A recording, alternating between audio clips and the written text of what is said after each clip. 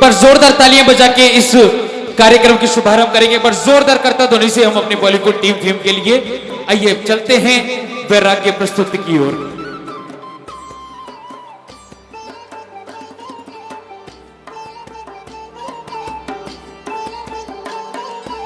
आया बसंत का पर्व महाकोयल कुहू कुहू कर गूंज रही, निर्धन लोगों की महाशत्रु क्रमश सर्दी कर पूछ रही। कितनी मनमोहक यह ऋतु है, मानो यह नव परिणीता है। दोनों का मांद करे उसको जिसने आनंद को जीता हो। सरसों की आभा को बिलो को ऐसा प्रतीत होता मुझको। पीतांबर ओढ़े नव बाला, आंचल लहरा देती होता। बहुत खूब भ्राता बलदेव। नेमेश्वर, भ्राता बलदेव की कविता सुनकर हमारे मन में वन उपवन में जाकर बसंत ऋतु का आनंद उठाने की इच्छा व्यक्त हो गई है। मैं तो कहता हूं कि हम सब वन उपवन चलते हैं और वहां जलाशय में जल क्रीड़ा का आनंद लेते हैं। क्या कहते हो? अति उत्तम विचार है। चलिए। और हां, रनिवास में भी सूचना दी जाए।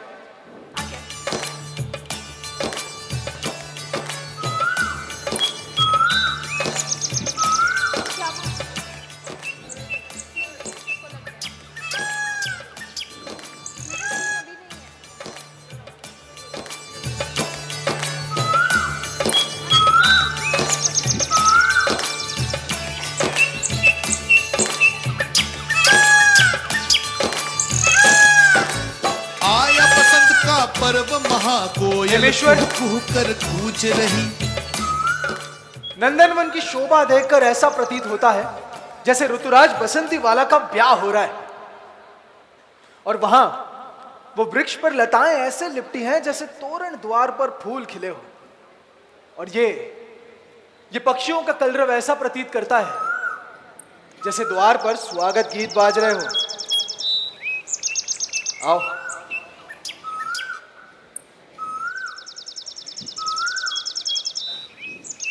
अरे आप सब वहां क्या कर रहे हैं? यहां आइए, बसंत ऋतु का आनंद उठाइए।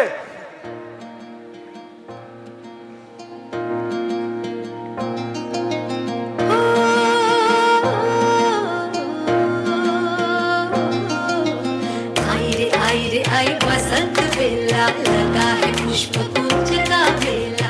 मौसम अलबेला संग लाई लाई, आई आई बसंत बेला। आई बसंत बेला, आई बसंत बेला। लगा है पुष्प कुंज का बेला। मौसम अलबेला संग लाई लाई, आई बसंत बेला।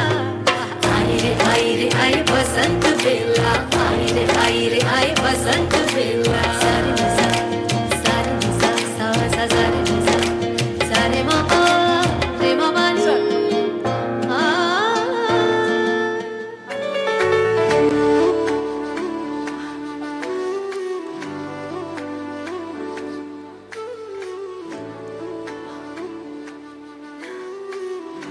वाह जीजी, देखिए तो कितने उल्लास का वातावरण है यहाँ। उल्लास का वातावरण तो होगा ही रुक्मणी। बसंत जो है, और बसंत में तो सौंदर्य हर जगह छाया होता है। वो तो है। अब तुम्हें ही देख लो, आज तो बहुत सुंदर जान पड़ती हो। तुम्हें देखकर तो रति भी लज्जित हो जाएगी। हमें तो यही डर रहता है कि यदुराज तो हमारी ओर देखेंगे भी नहीं। क्यों हंसी उड़ाती हो जीजी?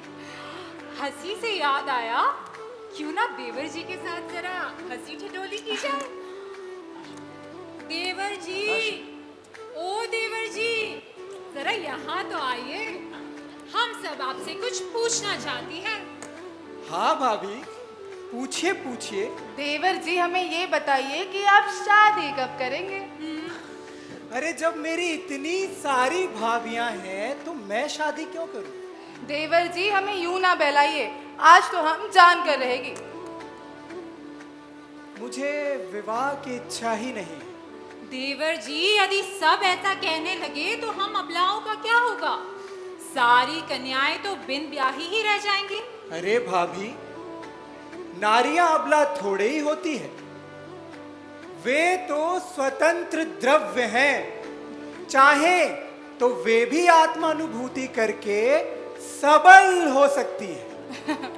लाला जी तो पूरे योगी है, पर देवर जी ये योग ज्ञान की बातें अपने तक ही रखना, सारे संसार में ना बताना, वरना नर नारी के जीवन का तो अंत ही हो जाएगा। अरे बस भी कर दो अपने देवर जी को चिढ़ाना। यदुराज, देवर जी के साथ हंसी मजाक नहीं करेंगे तो फिर किसके साथ करेंगे? एक तो वसंत है, ऊपर से फागुन भी। रंग क्रीड़ा करते हैं।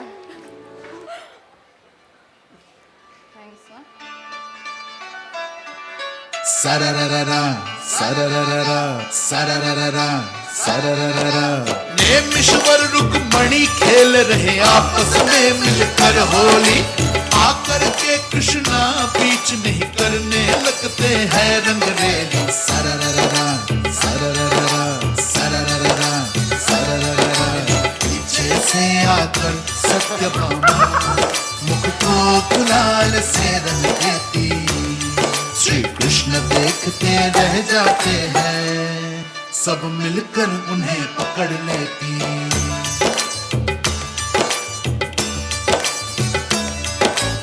और रुक्मणी सत्यभामा ने मिलकर नेमिश्वर का मुख रंग डाला, रंग डाला। पर प्रभु वर ने कुछ नहीं किया, हंसकर स्नेह बता डाला, हंसकर स्नेह बता डाला। अरे बस भी कर दो, अभी रंग क्रीड़ा, जल क्रीड़ा के लिए निकले। उत्तम विचार है। चलिए। जलाशय कितना सुंदर है भ्राताश्री। आओ।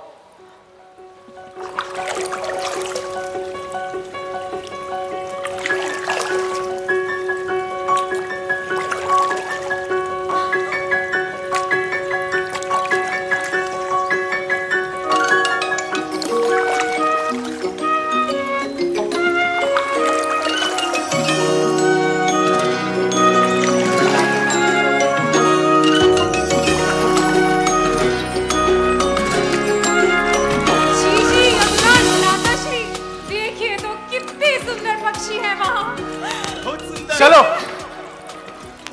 अरे रुक्मणी रुको तो।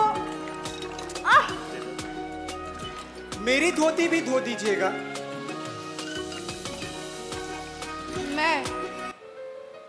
मैं तुम्हारी धोती धो? मैं तो उसकी धोती धोती हूँ जो नागशैया पर सोता है, शार्वर धनुष चलाता है और शंख बजाता है।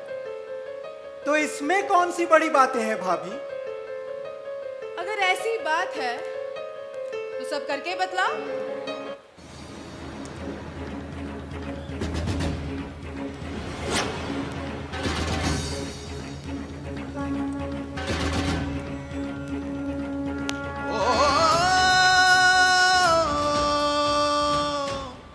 आवेश में आकर नेमिनाथ आयुष्शाला चले जाते हैं, हो नागशैया पर सवार, वो जोर से शंख बजाते हैं, वो धनुष पे बाण चढ़ाते हैं, तो सिंहासन हिल जाते हैं, गज अश्व शोर मचाते हैं, श्री कृष्ण व्याकुल हो जाते हैं।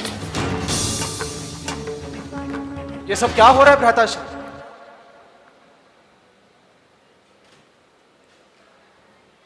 और इस प्रकार पटरानी सद्भामा के अपमानजनक अपशब्दों से क्रोधित होकर नेमीश्वर आवेश में आ गए। जग में पहली एक ही बात, राजे नागशैया पे नेमिनाथ।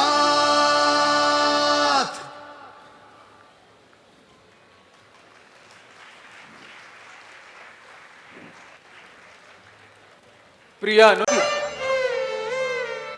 तुम तीर्थंकर हो, जगत पूज्य, अद्भुत हो एवं प्रतिभाशाली हो, इस समय जगत में सर्वश्रेष्ठ एवं अद्भुत बलशाली हो। मैं तुम्हें समझता हूं प्रियवर। नारी जन तुमको क्या जाने, वे होती है स्वपति भक्त, वे तुम्हारी महिमा क्या जाने। अरे वो तो तेरी ही भाभी थी, हम उसे वही डांट देते, लेकिन इन जरा जरा सी बातों को लेकर तुम इतने व्याकुल क्यों हो जाते? उठो, उठो इस शैया से, फूलों की शैया पर सो। अपराध क्षमा करके युजिनवर, हम पर अब तुम प्रसन्न हो।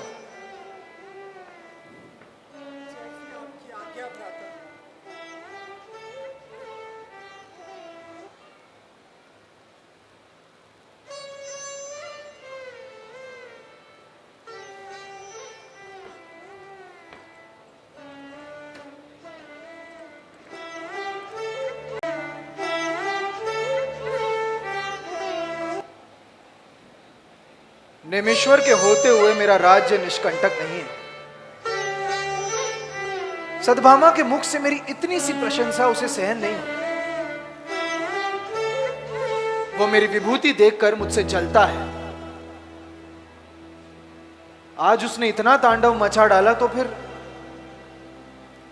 मुझसे मतभेद होने पर तो वो युद्ध के लिए भी तैयार हो जाएगा। वो मुझसे बलशाली है और अपने आगे मुझे कुछ नहीं समझता। यदि सद्भामा मेरी धोती धो सकती है, यदि सद्भामा ने उसका अपमान किया, तो वो मुझसे आकर कहता,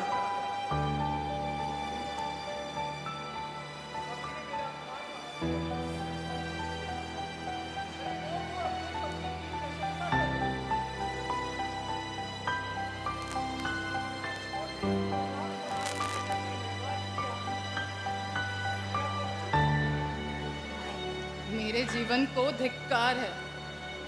मैंने कुछ भी नहीं सोचा और जो मन में आया वो कह डाला। नेमीश्वर भी तो यादव कुल के दीपक है, चरम शरीरी है, तीर्थंकर होने वाले। यदि मैं पटरानी हूं तो वे भी तो राजा के भाई है। यदि उन्होंने मुझसे मजाक में धोती धोने को कह ही दिया था तो क्या हुआ? लेकिन उसने पटरानी से धोती धोने को कहा है क्यों, जब वहां हजारों नौकर खड़े थे? अर्धचक्री की पटरानी को कोई धोबिन का काम बताता है क्या?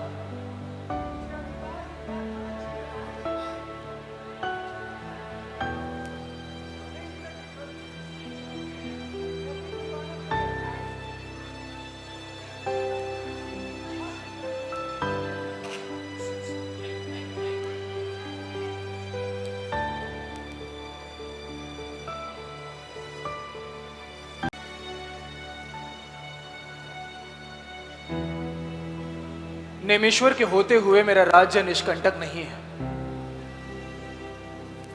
सद्भामा के मुख से मेरी इतनी सी प्रशंसा उसे सहन नहीं हुई। वो मेरी विभूति देखकर मुझसे जलता है। आज उसने इतना तांडव मचा डाला तो किसी दिन मुझसे मतभेद होने पर युद्ध के लिए भी तैयार हो जाएगा। वो मुझसे बलशाली है और अपने आगे मुझे कुछ नहीं समझता। यदि सद्भामा ने अपमान किया था तो मुझसे आकर कहता, भाभी ने मेरा अपमान कहाँ किया था? अरे वो तो अपने पति की प्रशंसा कर रही थी। उनके एक छोटे से मजाक पर आज जो मैंने व्यवहार किया, क्या वो उचित था? मेरे जीवन को धिक्कार है।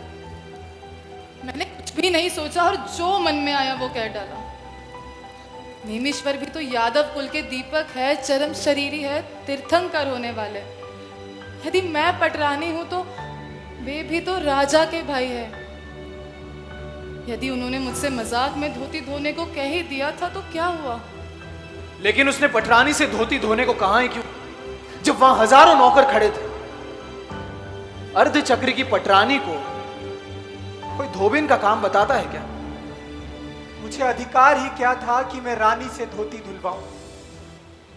भले ही मैं देवर हूं और धोती धुलवाना कोई अन्याय नहीं, लेकिन किसी की इच्छा के विरुद्ध उनसे कार्य करवाना ये तो अन्याय ही था। यदि मैं धोती धो ही देती तो कौन सी छोटी हो जाती। रुक्मणी ने तो स्नेहमयी बनकर सबका मन जीत लिया और यदुराज की नजर में तो मेरा कोई सम्मान ही नहीं रहा। देवर जी भी रूठ गए हैं और और प्रजा भी न जाने मेरे बारे में क्या सोचती होगी। कृष्णराज तभी से कितने चिंतित दिखाई देते हैं। मुझे नेमी के बारे में उल्टा सीधा नहीं सोचना चाहिए। अरे वो तो मेरा अति प्रिय अनुज है। यदि सद्भामा मेरी धोती धो सकती है तो उसकी भी तो धो सकती थी। मैंने अन्याय किया है, मैंने गलत किया है। अरे अपनी वीरता दिखाने के लिए, महावीर कहलाने के लिए मैंने व्यर्थ ही कितना तांडव कर दिया, और जनता, पशु पक्षी सभी के मन में भय उत्पन्न कर दिया। यदुराज भी क्या सोचते होंगे। नहीं नहीं नहीं, मुझे नेमी पर अविश्वास नहीं करना चाहिए। चाहे कुछ भी हो जाए, वो मेरा भाई है। वो मेरे साथ अन्याय नहीं करेगा, मेरे साथ युद्ध नहीं करेगा। लेकिन क्या करूं, मन किसी भी प्रकार स्वस्थ नहीं रहता।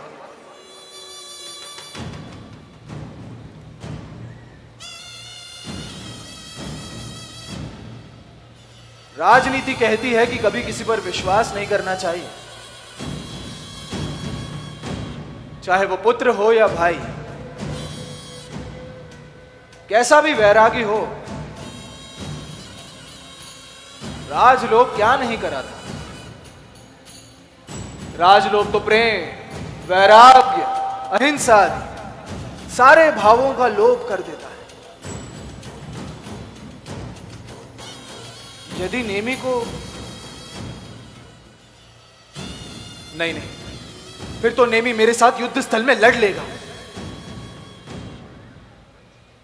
क्यों ना नेमी के साथ अखाड़े में लड़कर अपने और नेमी के भुजबल का अंदाज लगाऊं।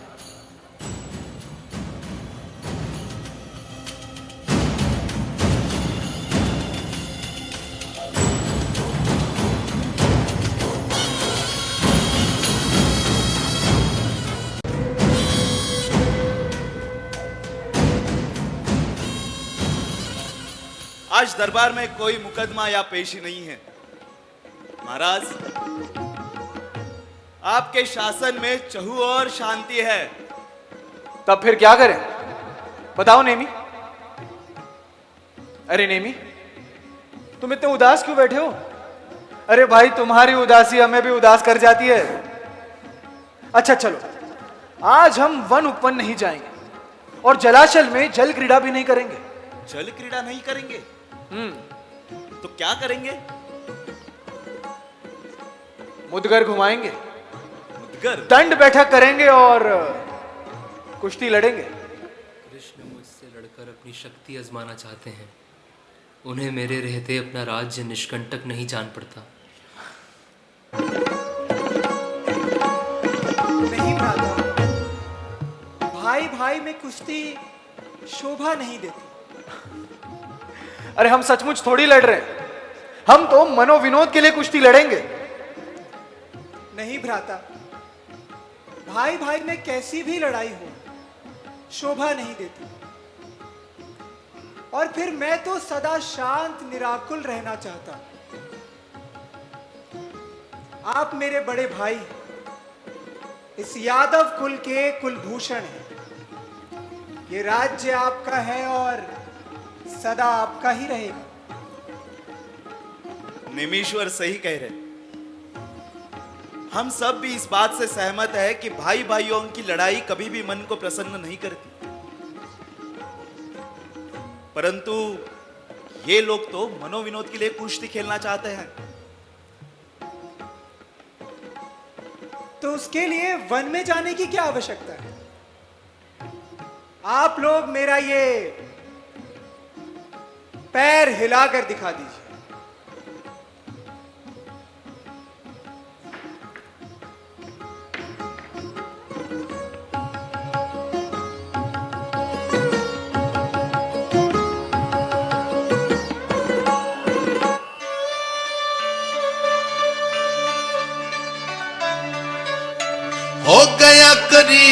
आधा घंटा तन में पसेब सबके आया, शने शने सारा शरीर तब सराबोर भी हो आया।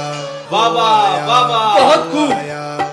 नीची गर्दन कर सभी लोग जब वहाँ खड़े रह जाते हैं, अकुलाते हैं। आप बहुत बलशाली हो। घबराते हैं, अकुलाते हैं, घबराते हैं और बैठ जमीन पर जाते हैं। वाह वाह वाह वाह, क्या बात है। अद्भुत नेमी, तुम्हारे बल ने तो हम सबको अचंभित कर दिया। चलिए छोड़िए, आप लोग मेरी ये अंगुली सीधी करके दिखा दीजिए।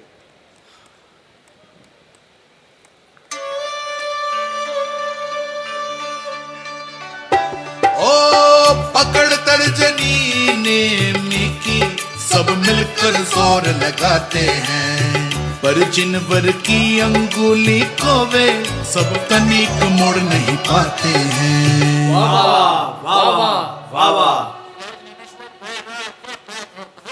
क्या बात है, बहुत खूब। नेमेश्वर, तुम अतुल्य बल के धारी हो। आज तक तुम्हारा यह बल किसी को ज्ञात नहीं था। देखो इन सब की क्या दशा हो गई है। इन सबको आराम की आवश्यकता है। आज की सभा यही समाप्त।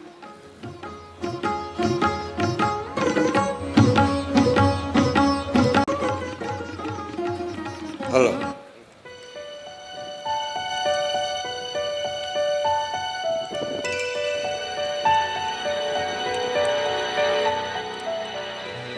आज मेरा चित्त इतना उद्विग्न क्यों है? दिन भर की घटनाओं का ख्याल करता हूं तो मुझे कुछ समझ नहीं आता, लेकिन मेरा मन व्याकुल है। मैंने ही नेमी को लड़ने के लिए आग्रह किया था। यद्यपि वो बलशाली है, तथापि उसने विनम्रता पूर्वक अस्वीकार कर दिया। भाई से लड़ना उसे स्वीकार नहीं था। समस्त सभा भी उसे हरा नहीं पाई, तब भी उसने अपने जीत पर घमंड नहीं किया, अपने विजय पर हर्षित नहीं हुआ। लेकिन ये सब में मेरा अपमान कहां है? मेरा छोटा भाई बलवान है, ये तो मेरा ही सौभाग्य है। क्या मुझे उसकी उन्नति सहन नहीं हो रही? लेकिन उसकी उन्नति में मेरा अपमान कहां है?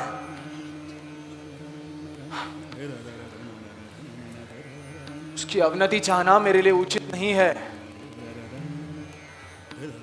भ्राता बलदेव मुझसे बड़े हैं, मैं उनका राजा हूं। वो मेरे लिए सेवक जैसे रहते हैं। लेकिन फिर भी जब कभी मुझे मेरा अपमान याद आता है तो मेरा खून खौल उठता है, मेरा सीना फटने लगता है और मैं पागल सा हो जाता हूं।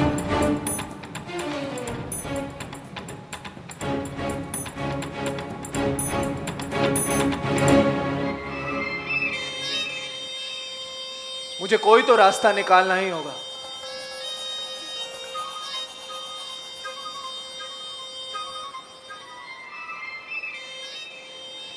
वो तो मुझसे बहुत बलशाली है, लेकिन बुद्धि में वो मेरे समक्ष नहीं टिक सकता। ध्रुव वही बनता है जो राजनीति जानता है। मुझे अब कोई ऐसी चाल चलनी होगी जिसे देखकर कोई पहचान ही नहीं पाएगा।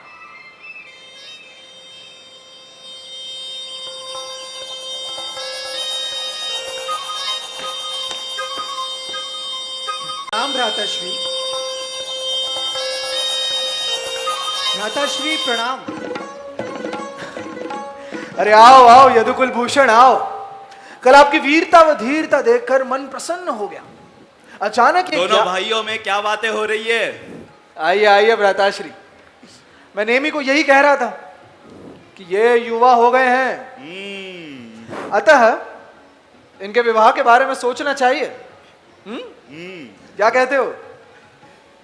आप मेरे अग्रज भ्राता हैं, जो आप ठीक समझे। हमें आपका उत्तर मिल गया। आइए।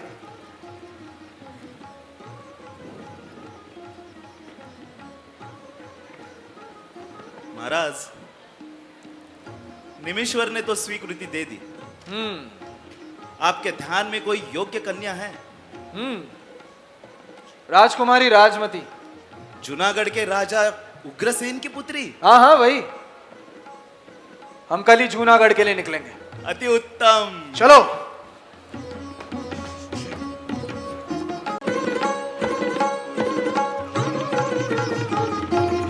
जल्दी पधारने वाले हैं, उनकी तैयारी में कोई कमी नहीं होनी चाहिए।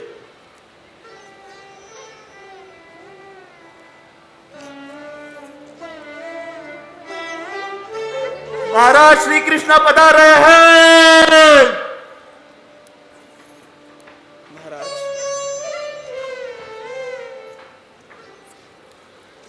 यात्रा में कोई परेशानी तो नहीं हुई? बिल्कुल नहीं। आइए, विराजमान होइए। कहिए महाराज।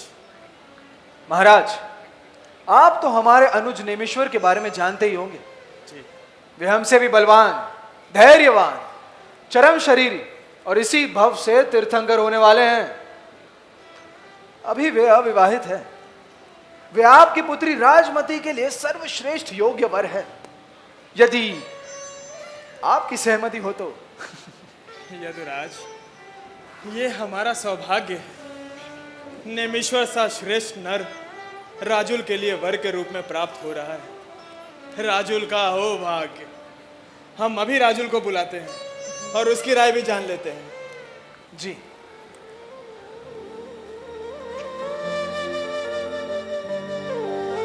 लीजिए महाराज, राजुल भी आ गई। आओ बेटा। राजकुमारी राजमती, हम आपका हाथ मांगने आए हैं आपके पिताजी के पास। हमारे अनुज नेमिश्वर के लिए क्या आपको यह संबंध स्वीकार है? बेटा,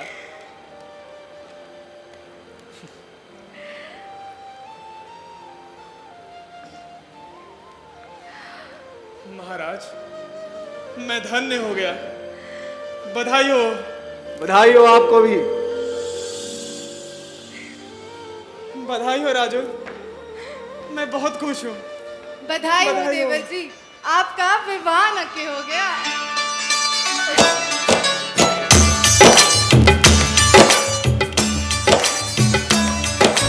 मगन मोहन में सब हो गए, बदन में सबके उल्लास था। सब जन मन में खुश हो रहे, बाज रहे बाजे तह जनन जनन जनन जनन जन जनन बजत है। तनन तनन ताले तो तहाँ पर मनन मनन न भोर भगत है। सनन ननन माही छाए रही ननन ननन कोई न कहत है। आना जाना चाहता लग रहा। सब जन यहाँ वहाँ ढोलक फिरत है।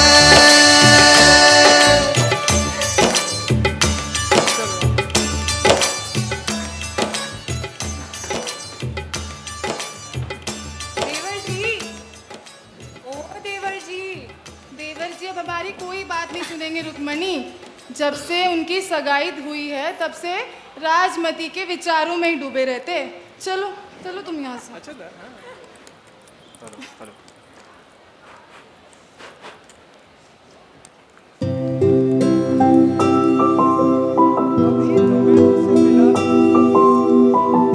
उन्हें देखा भी नहीं, पर ये मन है जो सदा उन्हें ही सोचा करता है।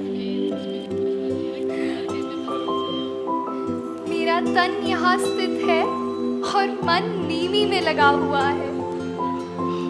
प्राणनाथ नीमी के बिना अब मैं जी ना सकूंगी। चरम शरीरी नीमी मेरे अपने होंगे। मैं भी अपना सर्वस्व उन्हें समर्पित कर दूंगी। पर वो दिन कब आएगा? ये चांद इतना धीरे धीरे क्यों चल रहा है?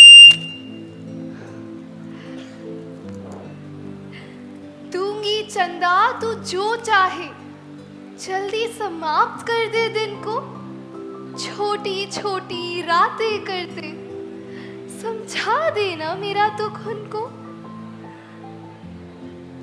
कैसी होगी राजुल?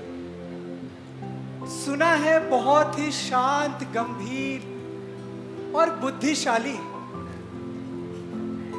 यदि ऐसा होता है तो हमारा मिलन कितना सुखद और जीवन कितना उलझा हुआ। मन उस दिन को तरसा करता जब नव बाला का संगम होगा।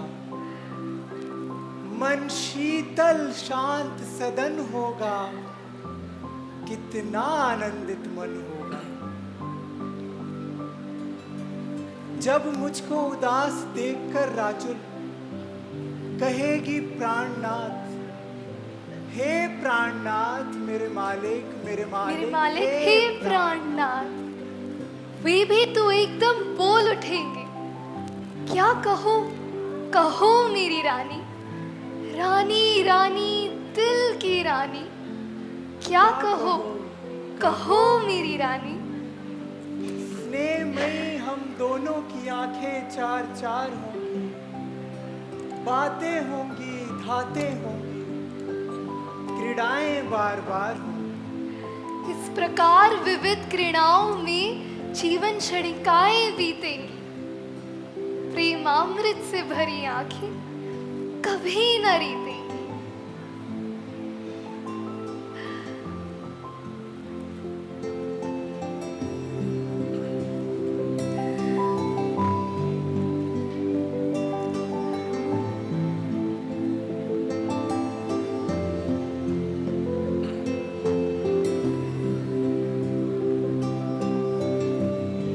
आखिरकार वो चिर प्रतीक्षित क्षण आ ही गया। विवाह का दिन आ गया। समाचार आए हैं कि जूनागढ़ में विवाह की तैयारी पूर्णता पर है और यहाँ से नेमी की बारात निकलने वाली है।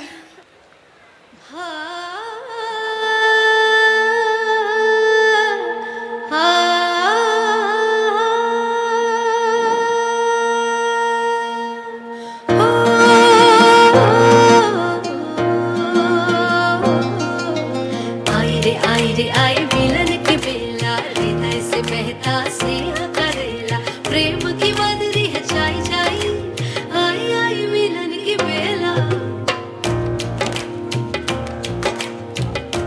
नेमी की बारात निकल पड़ी है। अब वो क्षण आ गया है जहां मेरा मनोरथ पूरा होगा। अब मैं ऐसी परिस्थिति उत्पन्न कर दूंगा जिसे देखकर वैरागी नेमी निश्चित ही वैराग्य धारण कर लेगा।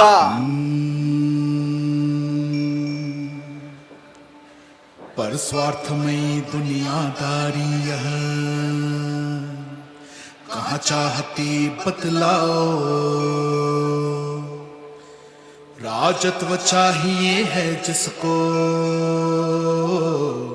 क्या जाने प्रेम को हो आओ। आई मिलन की बेला, आई मिलन की बेला, आई मिलन की बेला, आई मिलन की बेला। सारे निसा सा सा सारे निसा सारे मामा रे मामा।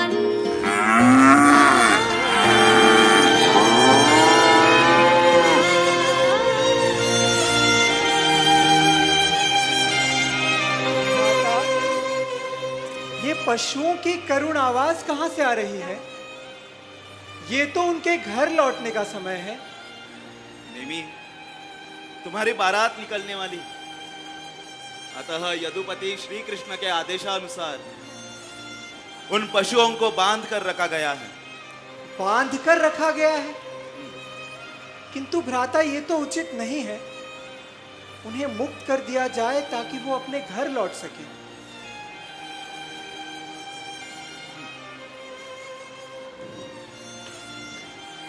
परंतु श्री कृष्ण ने पशुओं को बांध के रखने का आदेश क्यों दिया, जबकि वो जानते हैं कि ये उचित नहीं है? फिर भी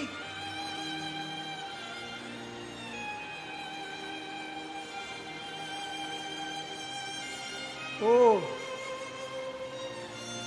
श्री कृष्ण को मेरे रहते हुए अपना राज्य निष्कंटक नहीं जान पड़ता, इसीलिए उन्होंने मेरे लिए वैराग्य का निमित्त उपस्थित किया। चाहे जो भी हो, पर इन पशुओं के बंधन और क्रंदन का कारण हूं एकमात्र मैं ही, और इसका उत्तरदायी भी तो एकमात्र बस हूं मैं ही। तेरे पीछे ही नेमी अरे गोपी बल्लभ वकुलाते हैं, तेरे पीछे ही तो दीनहीन मृगगण भी सताए जाते हैं। कितनी व्याकुलता बोल रही व्याकुल पशुओं के नाहों में, क्या सुख होगा कुछ सोचो तो हिंसा मूलक इन ब्याहों में। व्याकुल करती है बस केवल उन 3 मृगों की आह मुझे। एक व्यक्ति के बस विवाह को लाखों की ये आह हो, एक व्यक्ति के लिए बंधुवर अगणित का बलिदान हो। क्या फर्क पड़ता है कि निमित्त बना है या बनाया गया है। ये संसार स्वार्थमयी है, ये तो सत्य ही है। इन पशुओं का बंधन और क्रंदन ये तो सत्य ही है। मोहनीय के वश में होकर हम संसार में सुख मानते तो हैं, परंतु संसार में सुख है कहां। भवनों में यदि सुख रहता है तो स्वयं अरे क्यों ढह जाते।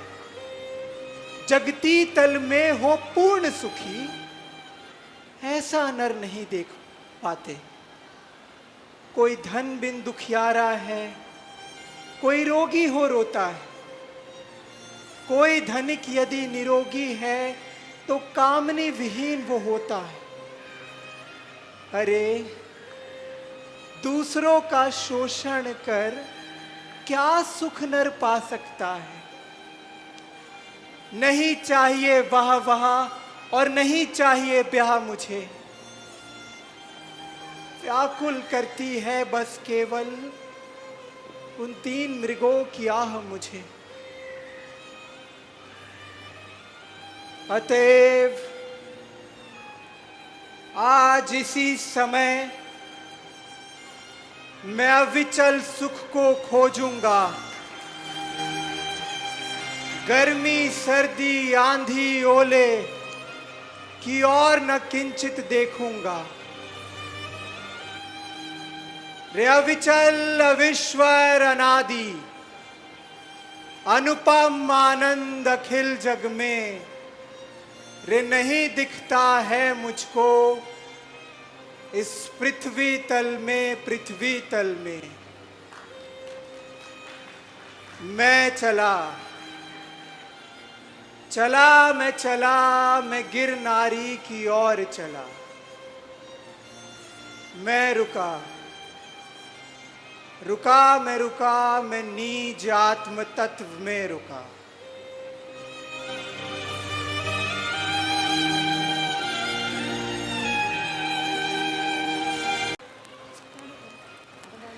मैंने क्या गलत किया प्रियवर, तू मुझे छोड़कर चले गए। इसका उत्तर देना होगा, क्यों मुझे छोड़कर चले गए। महाराज, मुझे राजुल की बहुत चिंता हो रही है। वो इस आघात को कैसे सहन करेगी। मेरी फूलों सी कोमल राजुल। सभी जानते थे कि वे इसी भव से मोक्ष जाने वाले हैं, फिर क्या राजुल से उनका विवाह निश्चित करना उचित था। मैं क्या कहूँ महारानी, नेमी कुमार शादी नहीं करना चाहते थे, ऐसी तो कोई बात ही नहीं थी। उन्होंने तो प्रसन्न चित्त से राजुल से विवाह करने का प्रस्ताव स्वीकार किया था। हाँ, उन्हें विवाह स्वीकार था, तभी तो वे बारात लेकर निकले थे। माँ, फिर अचानक ऐसा क्या हो गया जो वे बिना कुछ कहे हमें ठुकरा कर चले गए? यदि उन्हें जाना ही था तो पहले हमें स्वीकार क्यों किया? उन्होंने एक बार भी नहीं सोचा कि राजू उनका क्या होगा। बेटा राजू, तुम इतनी व्याकुल मत हो। वैरागी होना तो अच्छाई है, सुखदाई है, पर इस दुनियादारी में अच्छाई भी कभी कभी दोष बन जाती है।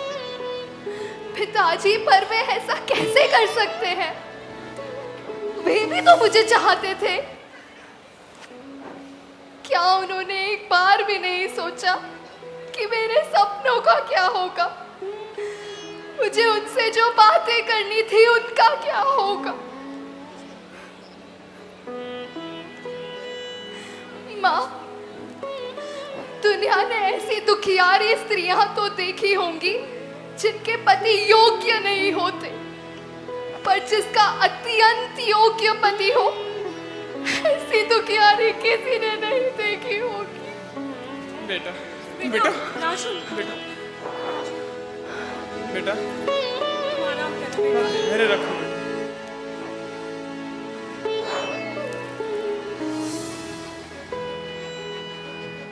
विश्वास का ध्यान रखो। चीजें बहुत जल्द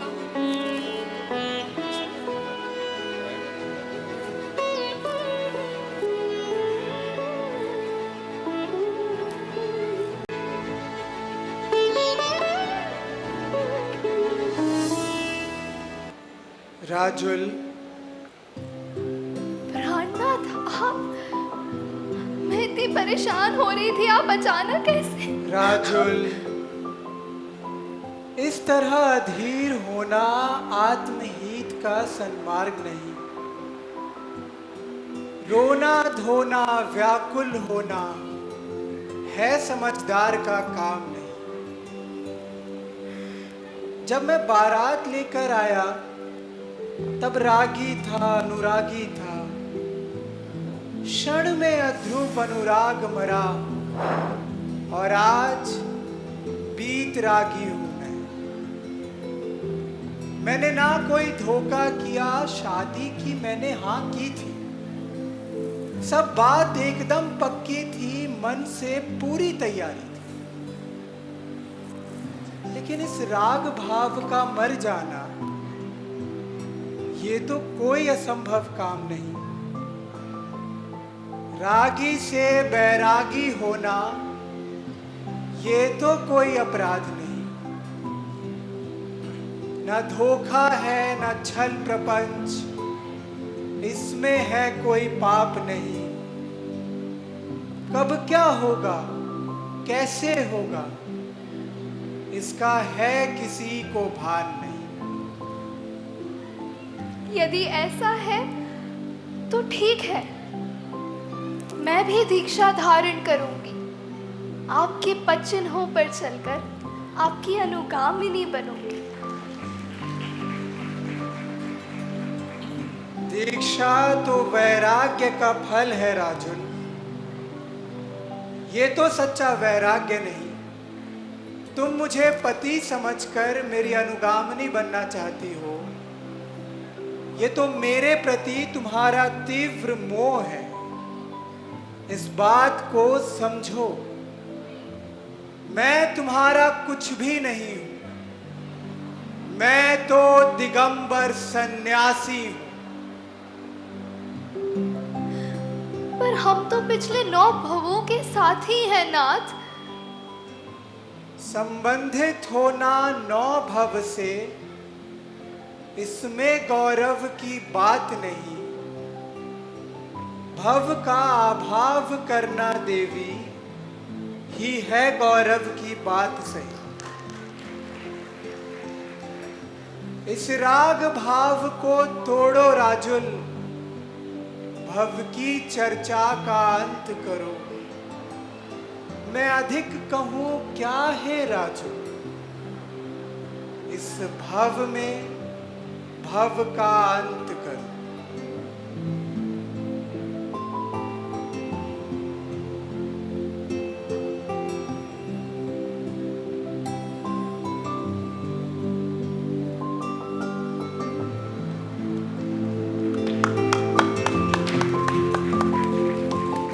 माँ, नीमेश्वर मेरे सपने में आए थे।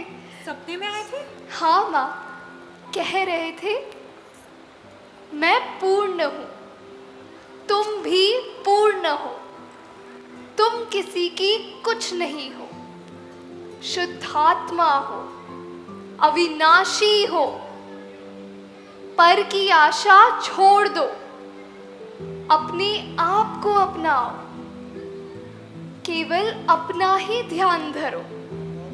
सत्य ही कह रहे थे। कह तो सत्य ही रहे थे, मुझे भी सुनकर संतुष्टि का अनुभव हो रहा है,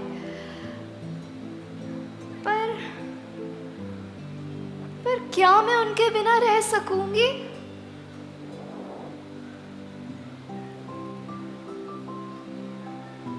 राजुल,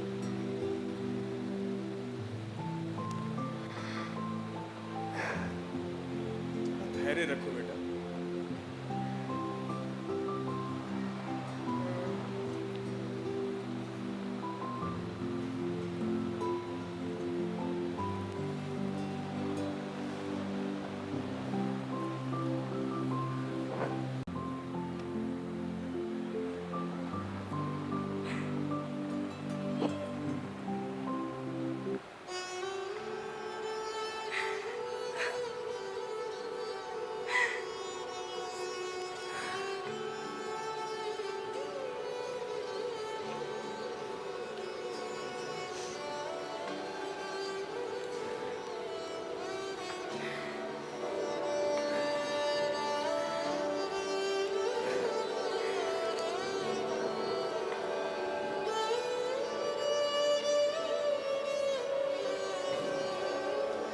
महाराज, राजू ने 2 दिनों से कुछ भी नहीं खाया है, अब आप ही उसे समझाइए।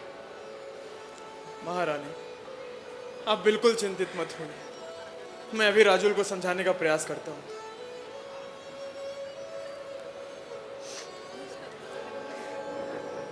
राजुल बेटा, तुम्हें इस महासत्य को स्वीकार करना ही होगा कि जो कुछ भी हुआ वो पहले से नक्की था। अपना भी जो होना होगा वही होगा। पर पिताजी। बेटा, नेमी स्वभाव से ही वैरागी थे, काल लब्धि भी पक गई थी, होनहार ऐसे ही थे कि अंतरांग से पुरुषार्थ भी जाग गया था। बस निमित्त ही मिलना शेष था कि पशुओं का बंधन नाक्रंदन देख सुनकर करुणा सागर नेमी का वैराग्य जागृत हो गया और उन्होंने अपना रथ गिरनार की ओर मोड़ लिया। राजू, जिस समय जिस कारण से जिस विधि से जैसा होना होता है वही होता है, अनहोनी कभी नहीं होती। होता वही है जो पहले से नक्की होता है, बस हम जानते नहीं। राजू, तेरा विवाह भी उसी से होगा जिसे नक्की होगा। नक्की होगा? पर आपने ये तो मेरा विवाह नीमेश्वर से नक्की किया था, और अब आप कह रहे हैं जिससे नक्की होगा। नक्की था या नक्की होगा? नहीं पिताजी, मुझे तो ऐसा लगता है मेरी सगाई नीमेश्वर से होगी, पर शादी नहीं होगी, ऐसा नक्की था। राजुल बेटा, पिताजी अब विकल्प करने से कुछ नहीं होगा। मैंने इस महासत्य को स्वीकार कर लिया है कि जो होना था वही हुआ है। पर क्या करूं पिताजी, ये भी तो सत्य ही है कि जब नीमी की याद आती है तब ज्ञान की सारी बातें विस्मृत हो जाती है और मेरा हृदय फटने लग जाता है।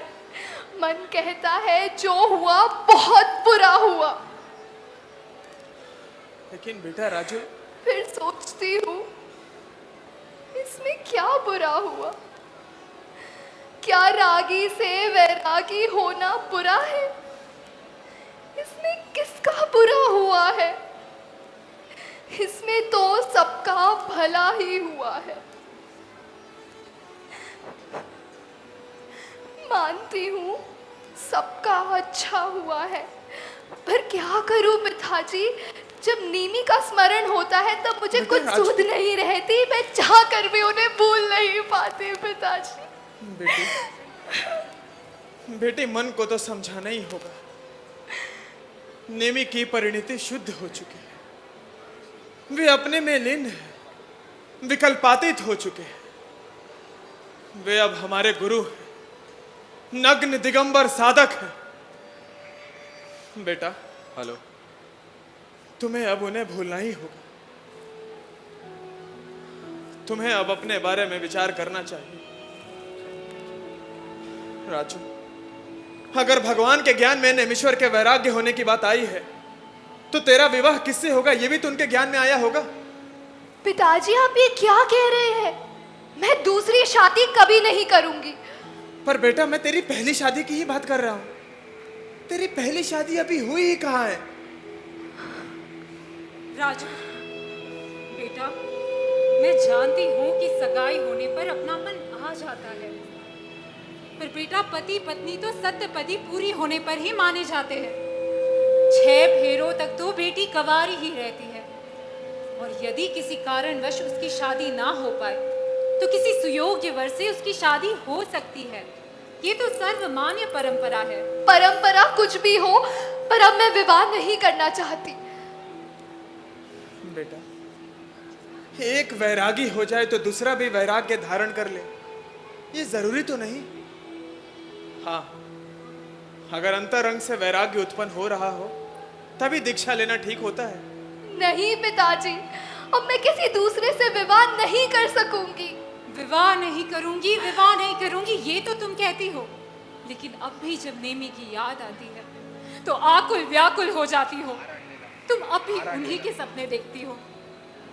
राजू, तुम्हारी परिणति देखकर तो यही सिद्ध होता है कि तुम में अभी संयम के योग्य वैराग्य नहीं है। ऐसे में विवाह करना ही उचित है। नहीं पिताजी नहीं, मुझे अब विवाह करना इष्ट नहीं है। मैं संयम धारण कर सकूं, इस योग्य अपने को बनाऊंगी। राजुल बेटा, ये इतना सरल नहीं है। मुझे एक ऐसा क्षण भी याद नहीं आता जब तुम नेमी को भूली हो। बेटा, वे अब हमारे गुरु हैं, वे अब तुम्हारे कोई नहीं, वे दिगंबर सन्यासी हैं। अगर तुम्हें सन्यासी धारण करना है तो तुम उनको भूले बिना सन्यास कैसे धारण कर सकोगी? बताओ, जरा सोचो, विचारो, जल्दबाजी में निर्णय ना करो। पहले अपने चित्त को स्वस्थ होने दो, फिर भविष्य का निर्णय करना। जी पिताजी।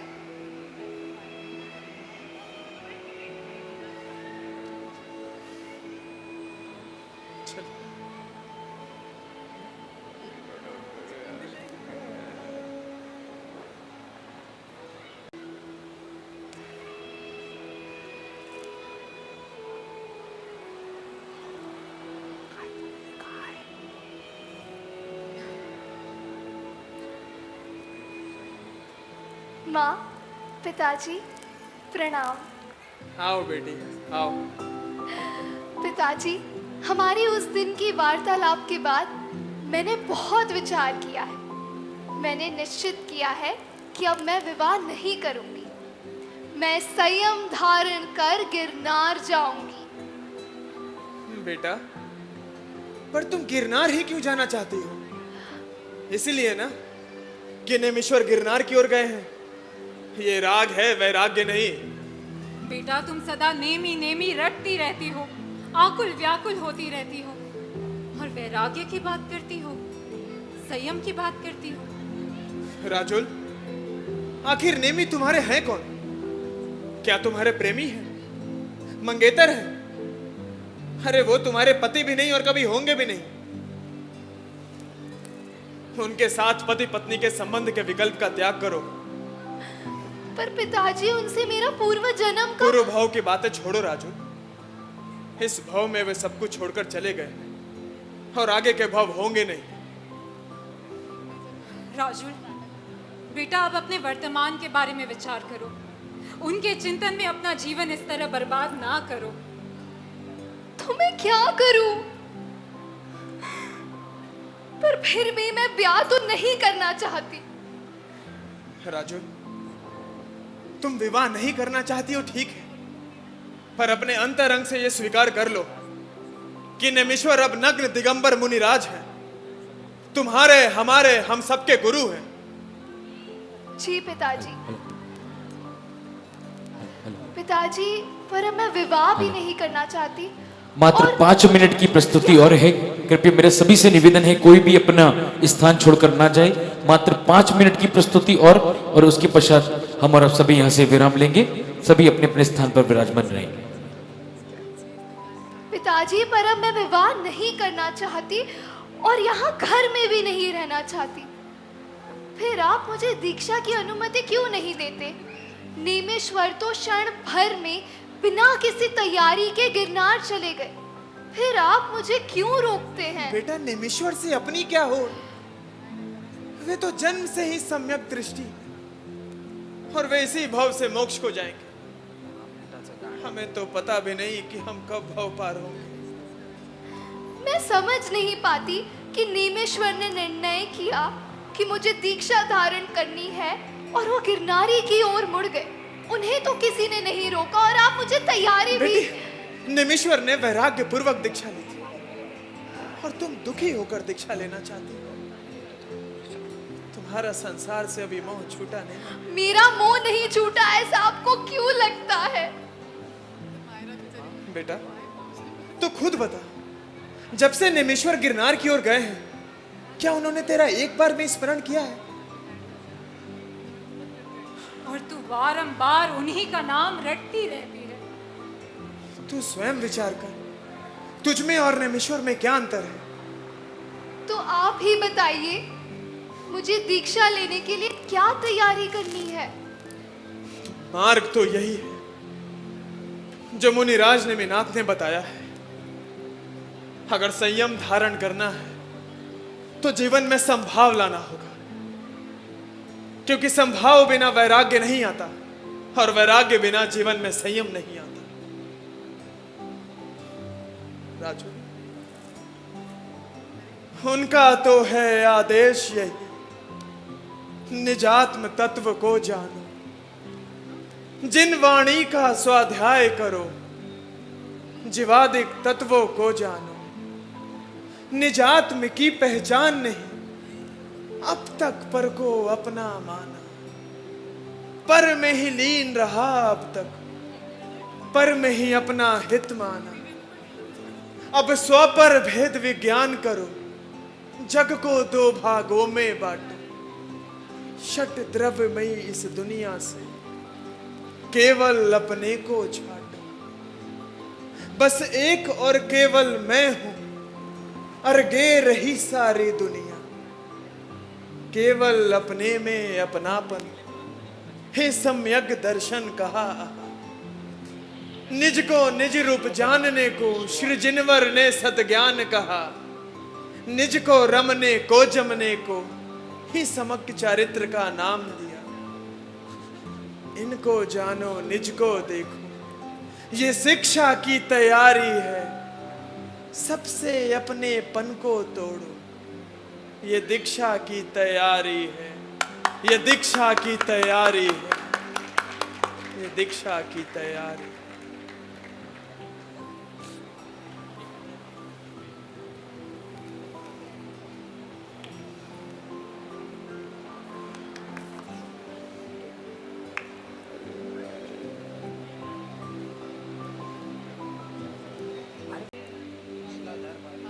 मैं उद्विग्न हूं, सोचती हूं, वैसे भयंकर वन विषय होकर दिगंबर पूर्णतः श्री नेमी जन कैसे रहे?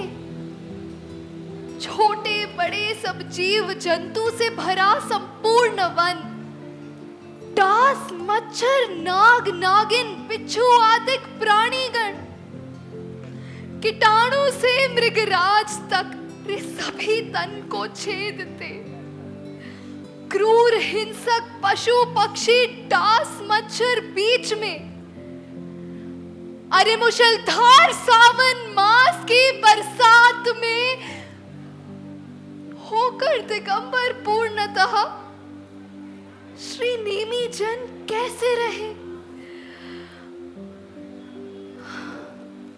उधर नेमिनाथ नहीं, मुनिराज नेमिनाथ अपनी आत्म साधना में लीन होकर गिरनार चल गए।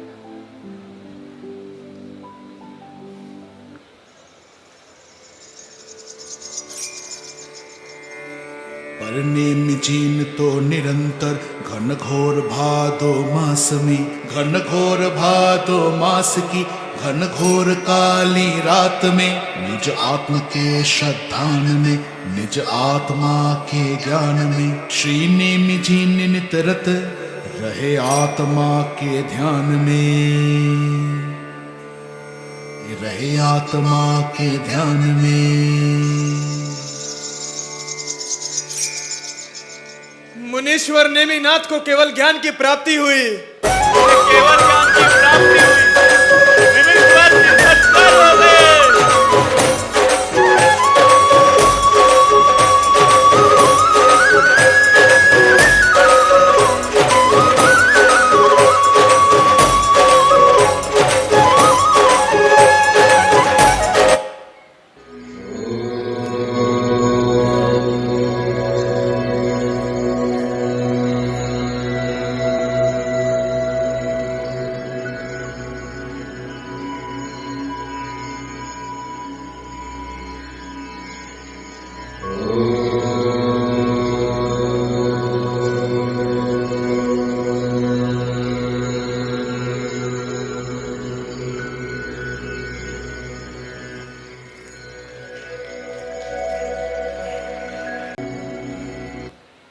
माता पिता की सीख और केवल ज्ञानी नेमेश्वर की दिव्य देशना के प्रभाव से मेरा चित्त व्यवस्थित हो गया है और चिंतन भी विशुद्धता को प्राप्त हो गया है।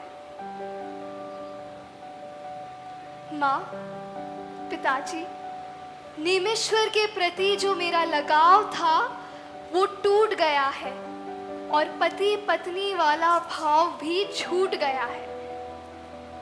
मैं सभी संबंधों से विरक्त हो गई हूँ और मन भी आत्ममयी अनुरक्त हो गया है।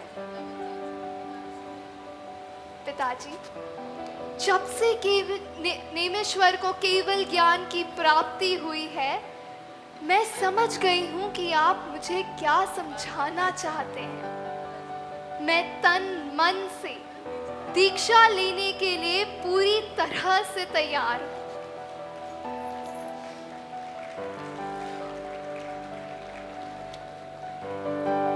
अवश्य बेटी, अवश्य।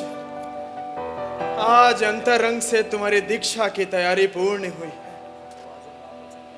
तुमने अपने महिमा को, अपनेपन को जान लिया है। धर्म के मूल तत्व स्वपर भेद विज्ञान को समझ लिया है। संयम पूर्वक वैराग्य को अपनाने योग्यता को तुम प्राप्त हुई। अतः हे पुत्री, उठो और जाओ, अपने आत्म तत्व को प्राप्त करो।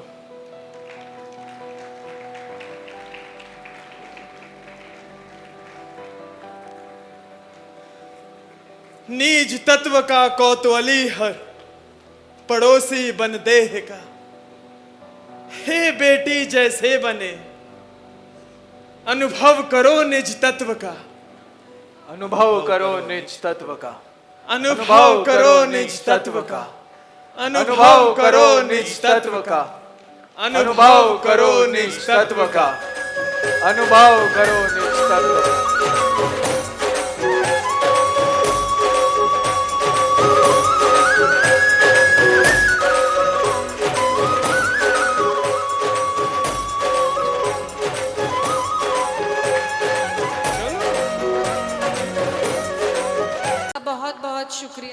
धन्यवाद। आपको ये प्रस्तुति ज़रूर अच्छी लगी होगी। ऊपर जाओ। हमारी सारी स्टार कास्ट को प्लीज़ आप एक बार मिल लीजिए। जल्दी से आप लोग सब आ जाइए क्विकली, हम आपका ज़्यादा समय नहीं लेंगे। वैसे तो हम एक और छोटा, जैसे मैंने आपको कहा था, एक हमारा भाव भी आपके सामने प्रस्तुत करने वाले थे, जिसमें हमने एक छोटी सी स्तुति भी बनाई थी 24 तीर्थंकर की, पर क्योंकि हम जानते हैं कि समय की थोड़ी क्राइसिस है तो हम ज़्यादा अब आपका वो समय नहीं ले रहे हैं, तो प्लीज़ एटलीस्ट आप कास्ट को अभिवंदन कर दीजिए। क्या बहुत बहुत बहुत धन्यवाद आपका। सच में जन्म कल्याण के इस प्रसंग पे आके हम लोग सब जो है बहुत बहुत दिल से आभारी है और हमको बहुत आशीर्वाद मिले हैं यहाँ आने से। कई प्रोग्राम में जाके हमको ऐसा लगता है कि प्रशंसा मिले, कई जगह ऐसा लगता है अरे 4 जन हमारी वाह वाह कह रहे, कि एक ये ऐसा स्टेज है और आप ऐसे हैं कि यहाँ आके हमारा दिल खुश हुआ और हमको लग रहा है हमारे सर पे आशीर्वाद और दुआ के हाथ आए हैं। तो थैंक यू सो मच, आभार, बहुत अच्छा। शुभ रात्रि, और आप ऐसे ही आपके और बाकी के जन्म कल्याण के दिन भी बहुत अच्छे जाए, ऐसी शुभेच्छा हमारी ओर से। Thank you.